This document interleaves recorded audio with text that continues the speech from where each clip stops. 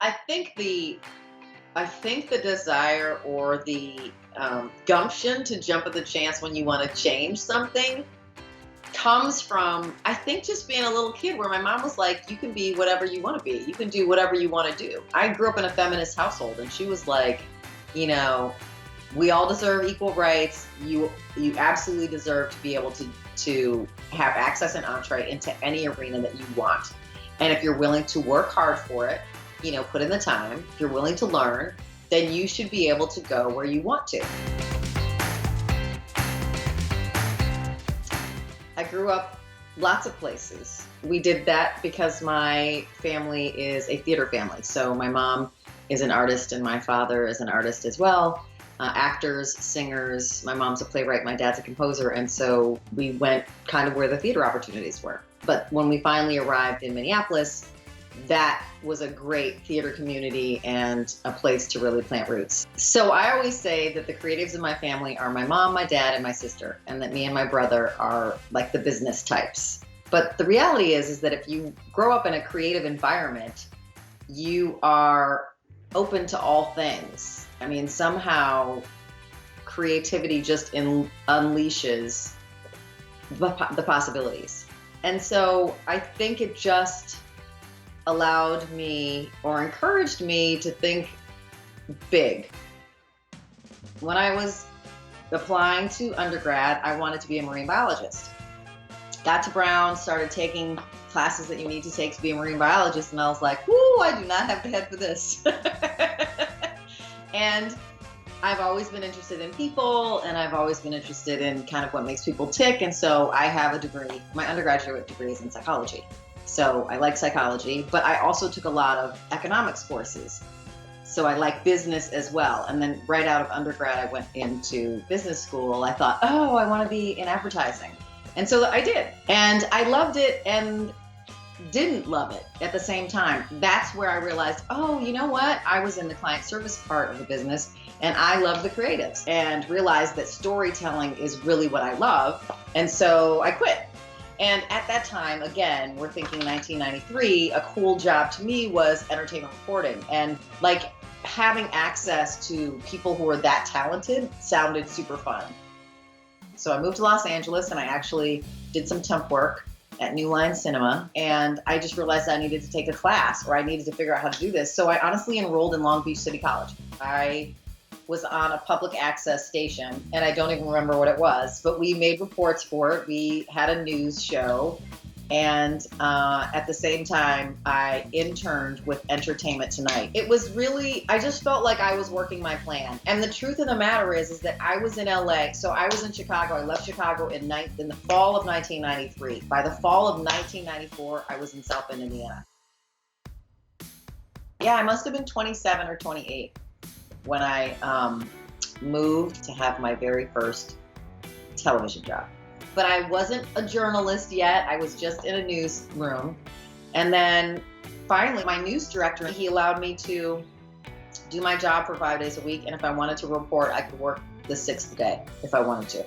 And I knew I needed to make another reel. So South Bend, awesome, there for 2 years. That sixth day of work, creating a report so I could be a stand-up reporter, right? My news director in South Bend, Indiana said, you know what, Rach, I think you should learn the weather. And I was like, learn the weather? I have like no interest in being a weather person. And he was like, no, I think you'd be great at doing the weather. And we had a really great weatherman there. And he was game to teach me the ropes. He said, listen, you're really good at extemporaneous speaking, and I think the weather would be perfect for you. And so I was able to have reporting on my reel and weather casting on my reel. And, 2 years in, I started sending out tapes. Probably before then, I started sending out tapes. And Las Vegas called. And Las Vegas needed a weekend weather woman and / reporter. And my request back to them was, I will be your weekend weather woman if I can be the dedicated entertainment reporter. And they said yes, and I said, you're on. And so I moved to Las Vegas, and it was the best thing ever. In 1997, Las Vegas was like on the reimagining come up. I was in Vegas for from 1997 to 2003. And I still wanted to do full-time entertainment reporting. I still wanted to be on Entertainment Tonight, or by this time Access Hollywood had come out, and I wanted to do it. And I never got the opportunity. I sent out reel after reel after reel, and I never got the opportunity to do it. So I sat there for 7 years. I sat there for a long time, and I wasn't going to move off that square, but I also did not necessarily want to live in Las Vegas for the rest of my life. I loved it. I had a great time, but I was ready to move on and to do something different. And I actually, a friend of mine just suggested that I throw my hat into the ring for Los Angeles. And they said, it's a weather position, but it'll be the #2 market. And essentially, I think I sent it in, and they called me back, and I flew out, and I think I was hired within like 2 weeks. It was something bananas. Los Angeles was like, Los Angeles was like Country Mouse Goes to the City. Like, that's how I felt at the time. To go top 100 to #2 is like, woo, wow. And it's big. It was big. It was huge.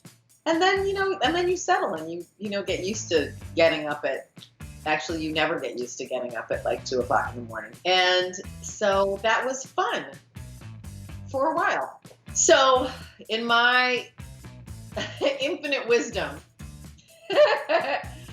I quit Los Angeles at the end of 2007. Well, we all know what happened in 2008.